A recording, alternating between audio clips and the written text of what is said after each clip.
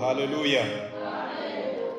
Uyu munsi ngira ngo ni umunsi wo gusoza insanganyamatsiko tumaranye iminsi igendanye no gukunda n'urukundo no gukundwa birumvikana, ariko uyu munsi ndaza kugaruka ku ngingo nk'eshatu mbona gusoza n'insanganyamatsiko y'uyu munsi. Ndaza kugaruka ku rukundo rw'Imana, urukundo yo ubwayo yadukunze.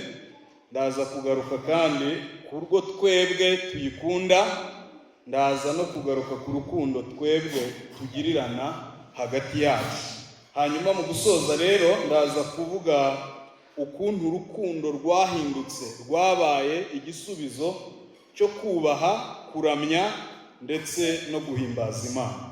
Ibyo rero aho niho turi bugaruke. Ayo magambo niyo ndi bube ngarukamo bya buri kanya. Ubundi abahanga benshi nta muntu n'umwe urasobanura mu ijambo rimwe ngo avuge icyo urukundo icyo ari cyo. Abenshi babyitiranya n'amarangamutima umuntu agirira undi kugira ngo amwereke ko amukunda, ariko iyo ubyumvise wumva atari igisobanuro neza cy'urukundo. Abandi bavuga ibyo tugirirana, ibyo dukorerana, ibyo umuntu agirira mugenzi we, kugeza n'aho bamwe bashobora kuvuga ngo ibyo n'udakunda umuntu ashobora kubikora. None ubwo icyo twita urukundo ni iki? Urukundo rw'Imana ni iki? Urwo dukundana ni iki? Umuntu ashobora guha umuntu ibintu amukunze, ashobora no kumuha ibintu atamukunze. Ubwo rero turaza gushaka ikirimo hagati aho ngaho cyerekeranye n'urukundo. Gusa mu ijambo rimwe nuko kuva mu itangira kuzashyika mu iherezo tuzahora twumva urukundo rw'Imana. Haleluya. Kandi ikintu cyiza kiri muri ibyo ngibyo ni uko urukundo rw'Imana nta muntu rukatiraho agakata, ngo rukunda abantu bose. Haleluya. Abantu bose. Hari ibintu byanangaje. Nimugoroba nagize, ejo nari mfite isabukuru, nimugoroba bansanga ndi kwitegurira ijambo ry'Imana, banzanira agakeke gakonje cyane.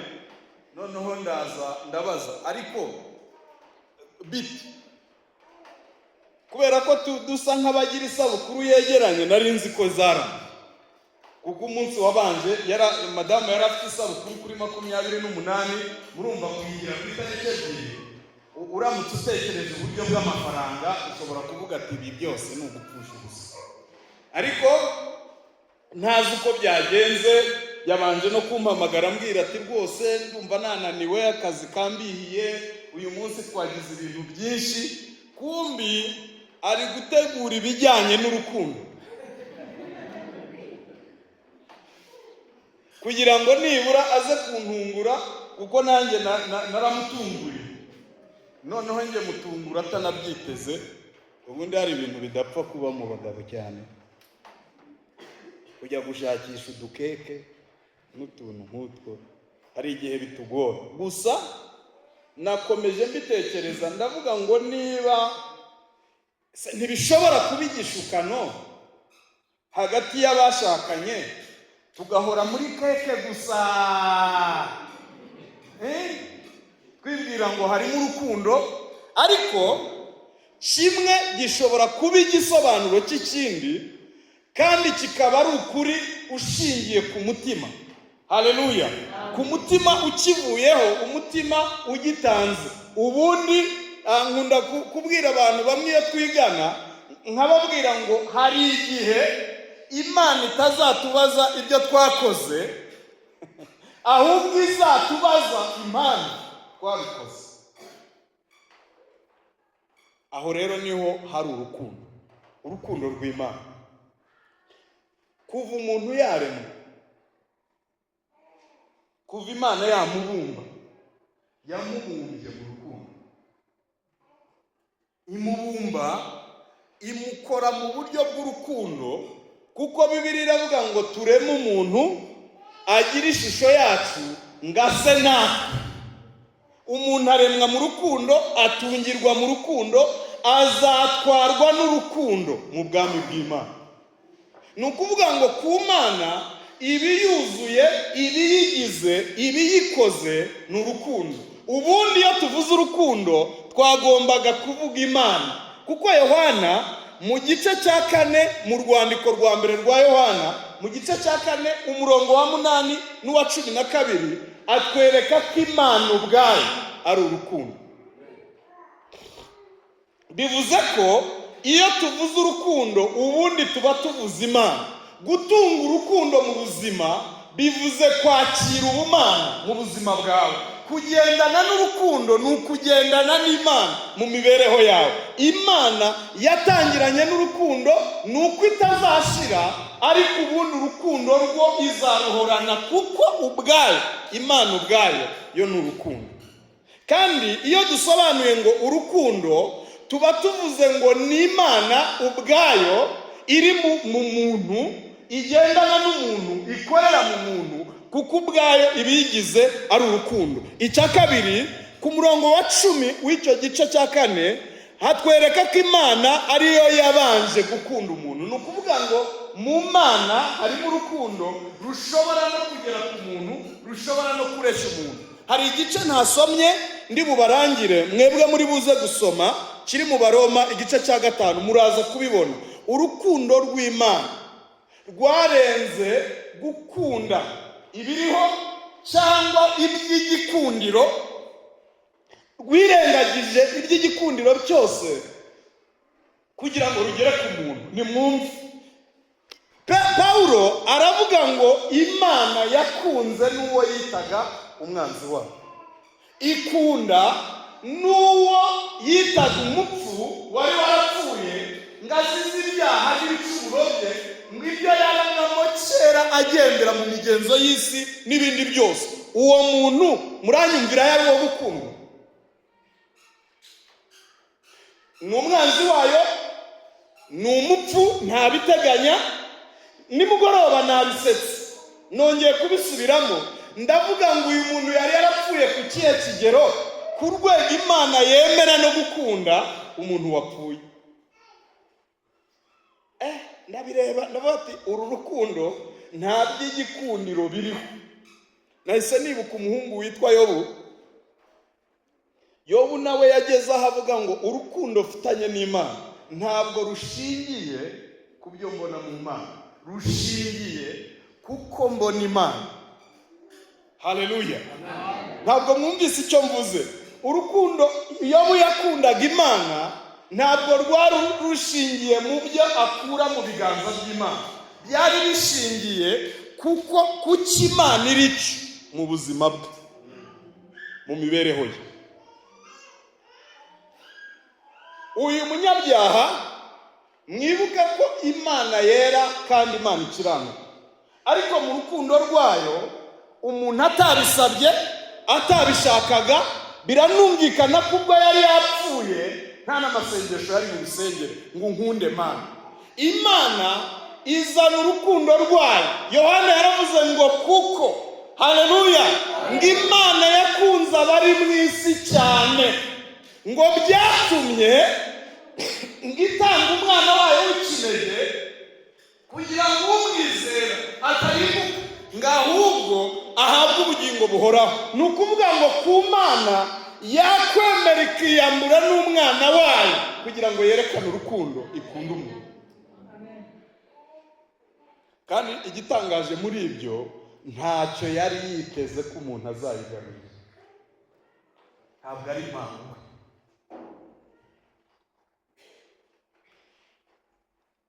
Haleluya. Hari ibintu binshimisha mu Mana.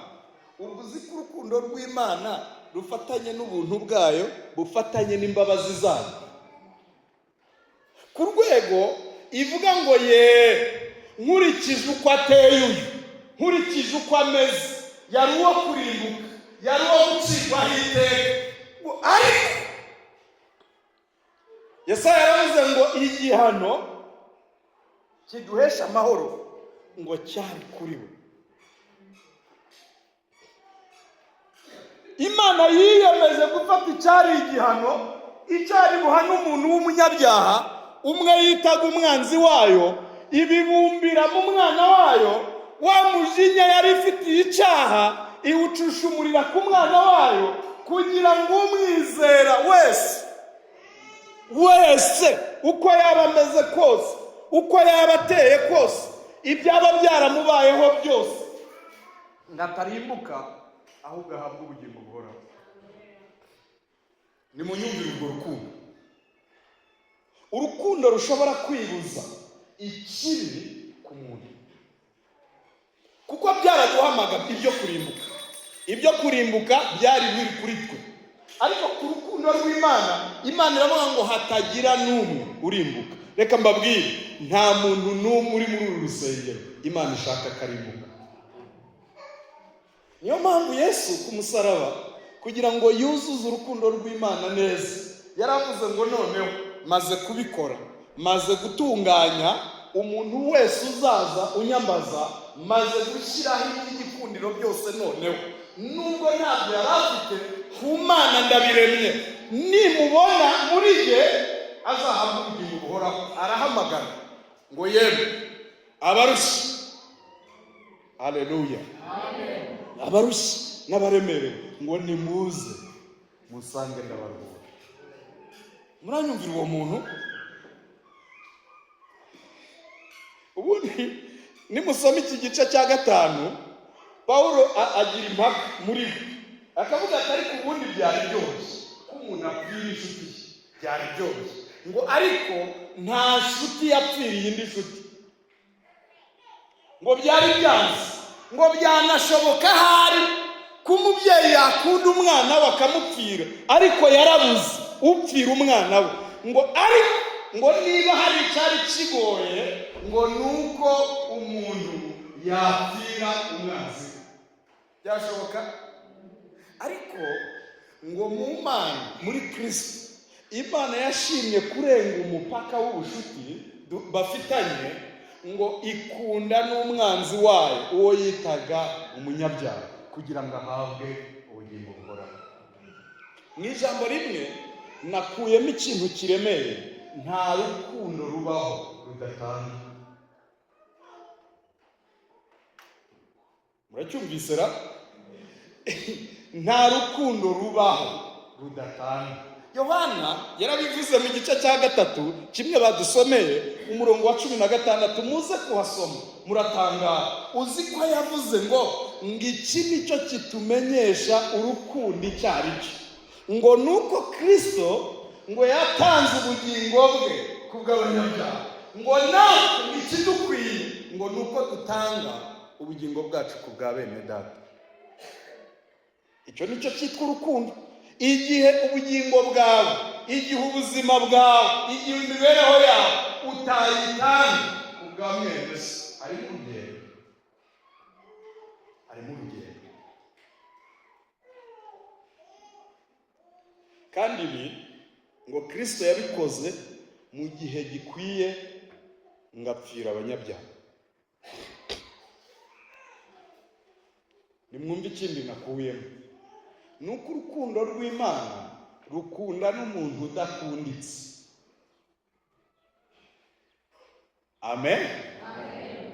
Iyi ndabitwara gake kugira ngo byumvikane. Urukundo rw'Imana rukunda n'umuntu udakunditse. None nimumbwire, muribuka ko tujya turirimba ngo twari mu isayo y'ibyaha?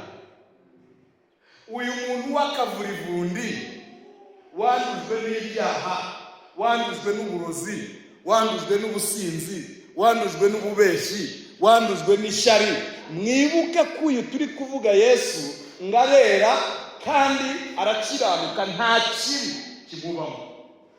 Murumva gufata umuntu wanduye, uramutse ubwiriye umuntu wambaye umweru ukunze akenda ke, ntabwo wamubwira ngo terura umuntu wanduye uvuye mu byondo gahita byishimye, ngo ariko haleluya, ngo urukundo rwamushizwe imbere, ngatangira kubona ibyishimo bimushizwe imbere, ngo ayora, ndakoresha ikinyarwanda, ayora umuntu wanduye, aramuhobera, yanduye abizi ko yanduye, ariko yambaye umwenda wera, aramuyambira, naguhaye ubuzima, ntukiributse, ntabwo uzongera kukubona umwanda. Niyo mpamvu turirimba ngo Uwiteka, ngo umucamanza, ngo iyo abonye amaraso, ngo ntacira urubanza ngahindukira. Ni ukubera ko hari uwambaye umwambaro wera agumbira, ariko mu Kirundi bavuga agumbira uwanduye, yakira umunyabyaha hanyuma yibira muri we.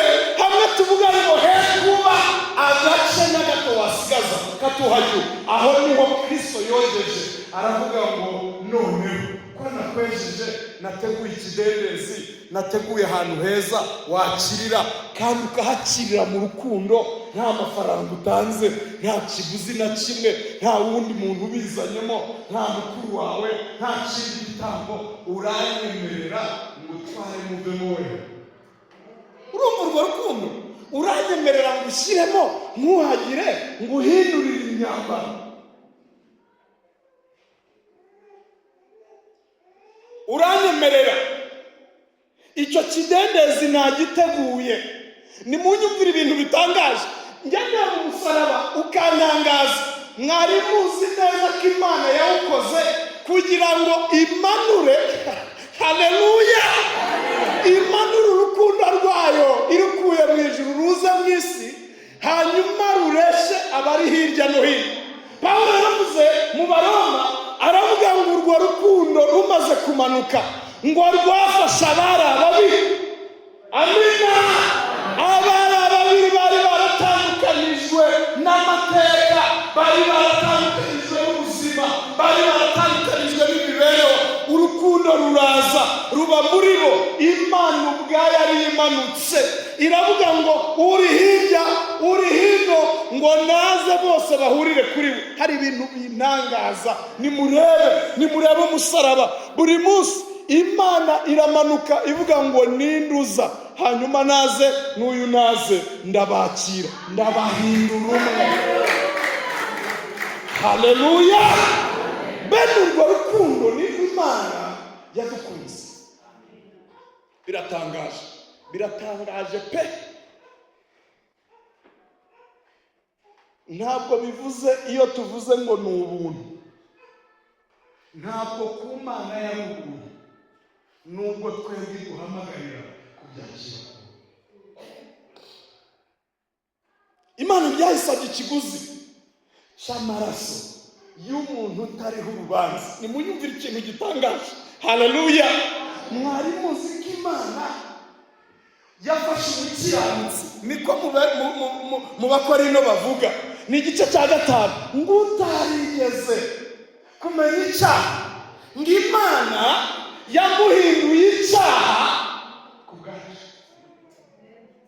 Tukaririmba ngo imutanga mu maboko y'ababisha ngo bamubambe, nyamara we nta cyaha yagize ate yakoze. Ni ukuvuga ngo yafashe ibyaha byose by'abanyabyaha abyishyiraho, ahinduka icyaha, Imana igihanira muri we kugira ngo izane gukiranuka kw'abanyabyaha.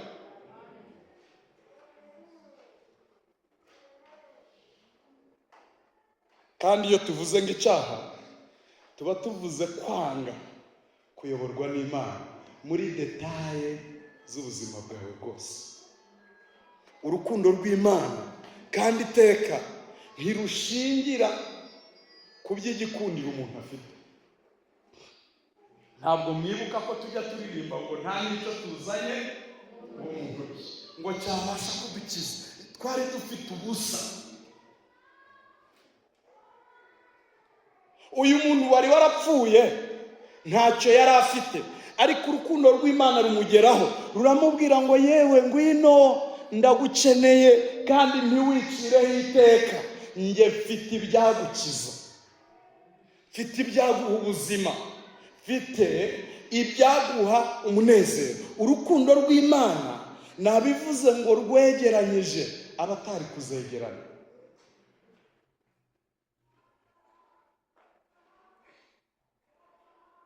Ubuzi ko umuntu akora ibyaha kugeza n'aho atibabarira, akumva n'Imana ntiyamukunda. Hari uheruka kumbwira ati maze kugera n'aho mbona Satani nawe atazanyemera. Donc yakoze ibyaha biruta n'ibya Satani. Ariko reka mbabwire, ubuzi ko urukundo rw'Imana ruvuga ngo n'igihe ubona nta mbabazi zihari, njyewe ndazigufitiye. Ko Bibiliya iravuga ngo imbabazi z'Imana n'urukundo rwayo ngo bihora byunguka. Haleluya! Niyo zashize utekereza ko izawe zitarimo, uyabutse ngo zirunguka, zikazaho n'izawe, hakazaho n'izanjye. Kandi iyo itanze imbabazi ngo ntabwo yongera gucyurira umuntu ngo narakumenye. Imana uru rukundo mwari muzi ko ngo ngira bisiba byose. Ntabwo tujya tubiririmba ngo ngikabita mu nyanja ngo yaka umuriro n'amazuku. Ibi bintu ni iby'Imana yakoreye muri Yesu. Icya gatatu nuko Imana yafashe ba bandi bari babiri ngo ibahindura umubiri umwe. Niyo mpamvu tuvuga na Yohana yavuze ngo nimurebe urukundo rw'Imana, murebe urukundo Data wa twese yadukunze. Data wa bangahe? Wa twese yadukunze. Nimwumve ikintu yavuze ngo urwo ni rwo rwaduhinduye abana b'Imana. Ngo kandi koko niko turi. Hari ikintu cyanejeje rero, yavuze ngo umunsi azerekanwa. Haleluya! Umunsi azerekanwa, none ku munsi wa nyuma urukundo agiye kurwuzuza muri twe, ngo tuzaherako duse nawe. Haleluya! Haleluya! Urukundo rw'Imana ruduhindura abana b'Imana. Urwo ni rwo rukundo. None ko yadukunze ngo aduhindura abana b'Imana, aho ngaho twebwe turayikunda. Alo, aho twebwe turayikunda. Mureke mbere. Amina. Narimbajije ngo yaradukunze, twabyumvise, sibyo? Aduhindura abana b'Imana, aduha n'amahirwe, aduha impano zigiye zitandukanye ngo tumwereke urukundo rwacu. Ariko nimurebe, mwari muzi ukuntu tubayeho twebwe. Iyo turi mu bibazo, turamuririmba. Ejo nari kumwe n'abantu babwira ngo umuziki iyo tugeze no mu ndirimbo tuzagura amaboko, umwe akanapfukama n'amarira agashoka n'ibibyira bigashoka, kugira ngo yumve neza ko urukundo rukabije twamukunze. Ariko hari ikintu kintangaza, ubuzi ko namenye ko tudakunda Imana. Kambabwire, hari umunsi Yesu yahuye n'abigishwa be ngo yimanukiye ku musozi.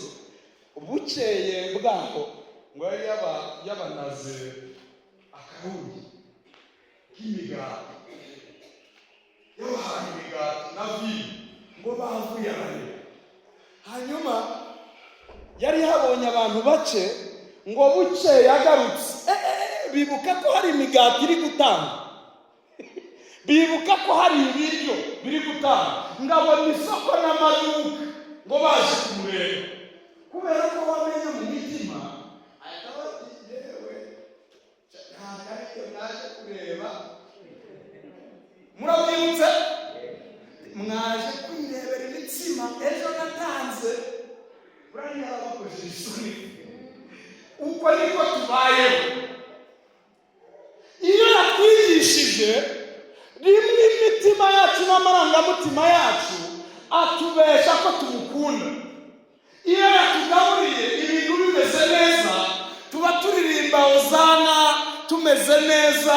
Rimwe na rimwe muzarebe uko turushaho tugenda twegera imbere, niko urukundo tuyikunda ruvaho, niko ubusabane tugirana bushira. Uko aduha amafaranga, uko aduha ibyo ducuruza, uko aduha amatungo, niko urukundo rugenda rushira. Nimugoroba nibutse akantu ngo hari umubyeyi wari umaze igihe kinini atabyara, ngaza gusaba Imana ngo Mana, kwa kundi tujya dusaba, ugasaba mujya mwiruka ukuntu dusaba, ukarenzaho mbona n'umwe y'amahindu bazadukorera rwose uko bizaba bimeze kose. Hari n'uwibesha agahita avuga ati nyuma y'ibintu bikora ngo zazenguka amahanga yose ngushime. Ntabwo mujya mubyumva abantu babivuga. Naravuze ko ahantu hose nzagera bateranye nzabivuga, ngahita mvuga ati yo disi yo aya ni amarangamutima pe. Noneho ngo umugore Imana ihita imuha ikibebe cyiza, atangiye agira icyana cyiza, ngo merewe neza, ngo ya amasengesho y'iminsi 7 yakoraga atangira gukora yibi, ngo ntiyayakora yose. Ariko byari sibyo ra ayo kuraramo ngo ngimibu ngo yaduna. Uramwumvise? Ku cyumweru atangira kugeza nka 4 ngo yarari gutegura ombesha. Uramwumvise? Atangira no gusiba umwana ngo yarira mu rusengero. Imana ni inyamibare nayo iravuga ati rero ngiye kugukosora kugira ngo nagukururiye ibyatumye unkunda biranga. Ngo umunsi umwe atangira no gutuka rwarwana ngo ni icyaha, ngo ni ikibyimbi, ngo mbivuze mu Kinyarwanda wakunda gutuka ngo ni amabyino. Noneho Imana imutumaho umuntu iramubwira ati noneho ko naguhaye kubyara umwana wansabye mu rukundo, nigeze nkubwira ngo byara amabyi? Uracyumvise icyo kintu? Kandi mbivuga ababyeyi bigamunze ibuka no kuninda yaguriye pe. Ariko wagihinduye ikigoryi igicucu. Pastor twaragowe umuntu yise igicucu ngarashaka ko musengera ngazabemeye. Mwabonye meya w'igicucu? Nguwo ngategereje ko ngazaba perezida. Mwabonye mwebwe perezida w'ikigo? Ntawe ndabona. Imana iravuga ati rero ubu ngiye gufata amabyi nyashyire ku yandi mabyi, kandi ko kirabikora. Kakana muribuka bya bidunguri twitumagamo mu cyaro, ibyo wanyuzamo n'umuntu mukuru. Umwana agiye kwituma asiga abwiye mama we, kandi umwana niwe wabivuze.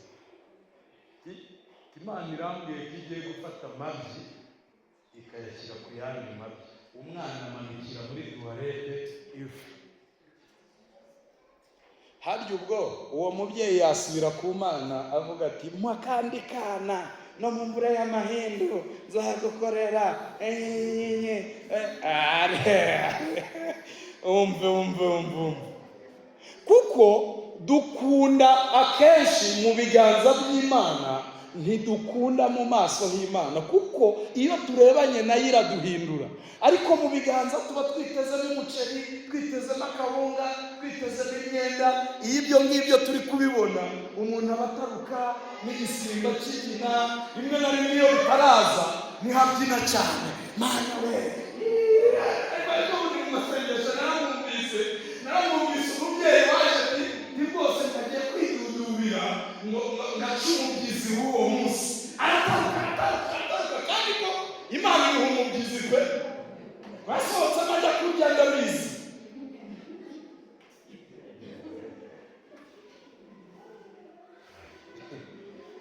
Iyo stoke yuzuye nuko byera.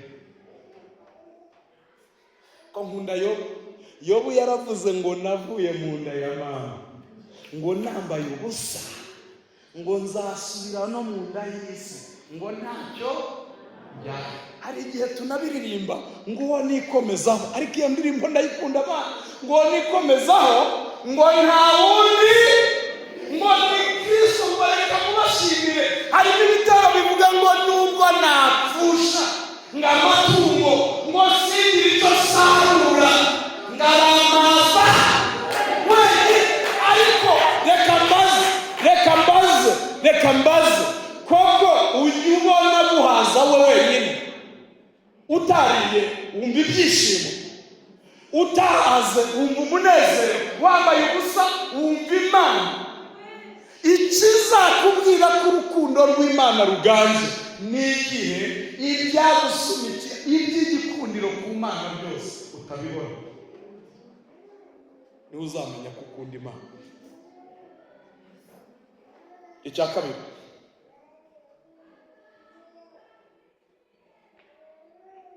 Yohana atwereka ko gukunda Imana yonyine bishoboka, yonyine bishoboka. Danieli yakunze Imana yonyine, ari yamanuka mu rwobo rw'intare avuga ngo nizishaka zintanyagure. Ntabwo urukundo ufitiye Imana rushingiye ku bwoba, rushingiye ku ntare ndeba, rushingiye ku Mana yonyine. Ngo nishake yeyo zindi amanukana n'Imana umukungu. Saduraka na Meshaki na Abedenego, abagabo ndabakunda, ningera mu ijuru nzabashaka muri karitsiye batuyemo, mbasuhuze mbabwire ati mwabaye abagabo rwose, nzabashaka. Ubuzika abahungu urukundo rwaruzuye, haleluya, uruzura, babona Imana mu butabazi, batangira bayibona itanabatabaye, baravuga ngo uru rukundo tuyikunda. Ntabwo rushingiye ku itanura, ntabwo rushingiye ku gushyirwa mu muriro. Barezaho baravuga ngo turapfa, turashya, turayiringira nubwo badutwika, iracyari Imana. Aho niho urukundo rushingiye, aho niho rushingiye. Icya gatatu, Imana ariko yaratugerageje badi, yaratugerageje. Nimurebe hano mbabwire. Mwari muzi ko Imana yaraduhaye, irangije iratubwira ngo ngiye kubasuzuma ko bahunga. Nimwumva umuntu ukubwira ngo isi n'ibiyuzuye byose ngo ni ibyanjye, muramwumvise uwo muntu? Yarangiza akakubwira ngo nta nubwo nishimira ibitambo gusa, siko twaririnze. Yambwiye ngo isi n'ibiyuzuye n'ibyanjye ngo ni ibyiwe.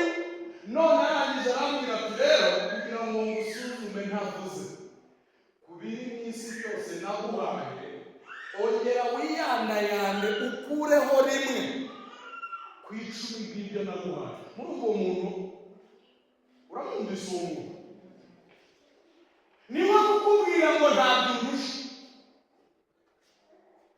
sinkakosa, ntacyo urusha na kimwe, ariko ndashaka kureba kutambeshya, mpa rimwe mu 10 naguhaye. Uramwumvise uwo muntu? Yaguhaye 10. Ababyeyi bajya babikora. Wazaniye umwana irindazi, urangije uramubwira ngo mpa. Irindazi ryose ni iryawe, ariko urangije ubwira umwana ngo shituriraho. Iyo ubonye umwana byimbije iminwa uvuga we azaba igisambo, sinzongera no kugurira irindazi n'ibindi. Nawe nimutekereza Imana yaguhaye 10, irangije irakubwira ngo mpaho rimwe. Ntabwo mwumva ko ari umutego mwebwe? Nese ubwo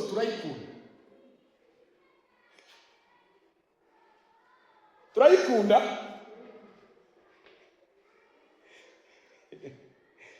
Icya gatatu, ni mu ndebera Imana ikora ibintu byose. Yaragize kukubwira ati ngiye kugusaba kimwe, genda umwirira abantu ko ari yo wakoze. Bimwe tukabyifirira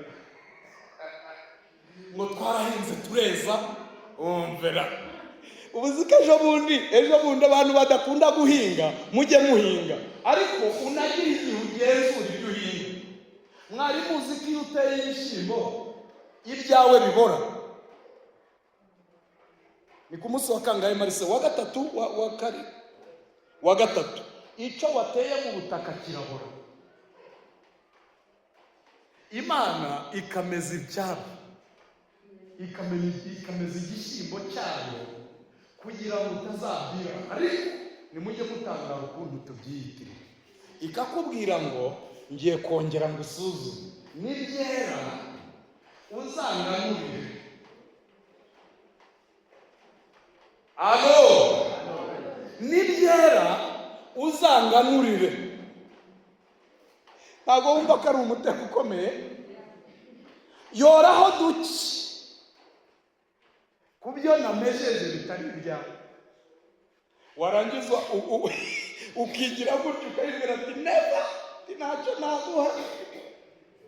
Kandi tukagaruka mu marira menshi, Imana ati rwose waratubeshe, inzara iratwishe. Kumbi ntabwo tumenya aho biva. Turi gusaba uwo twiba. Uwo ubusukuyeho n'ibyo muzi ukuntu yaturinze. Yarangiza ikavuga ati ako badi nta muganga urimo hanora.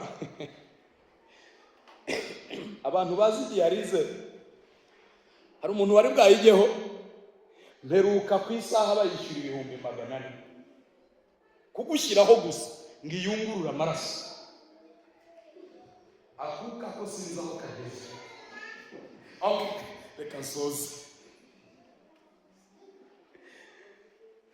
Urukundo rw'Imana, uruhande rumwe Imana iradukunda ikanaduha ikatugerageza ngo irebe ko tuyikunda.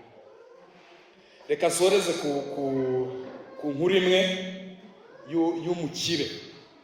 Ngo umukire yegeranye na Yesu. Ni inkuru twasomye. Alo, yegeranye na Yesu, ngo bamaze kwegerana ngazana ubwibone bwinshi, ngo imbere ya Yesu bari kuganira, ngahita abwira Yesu tigewe rwose amategeko ndayumva, ndayumvira yose ndayazi. Sinsambana, siniba, sindoga, nta nubona n'ubusa. Arababivuga. Ngarangiza aramubwira ati rero ndabyemera rwose, yakurikiza, ujya no gutera, ukora n'ibintu byose, ndabyemera. Ngo noneho rero kugira ngo unkurikire, fata ibyo utunze byose ugende ubigurishe ubiha abakene, uze unkurikire.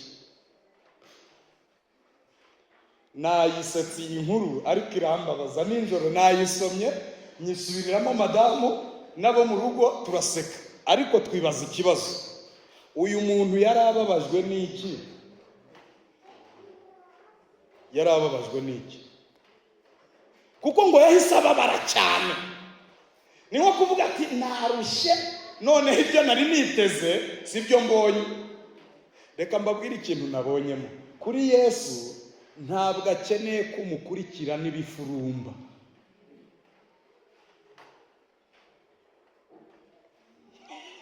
Akeneye kumukurikira we wenyine.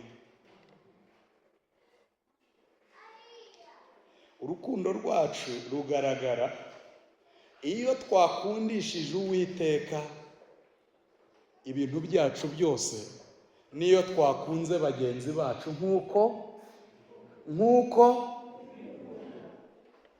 reka dusenge. Ukunda Imana,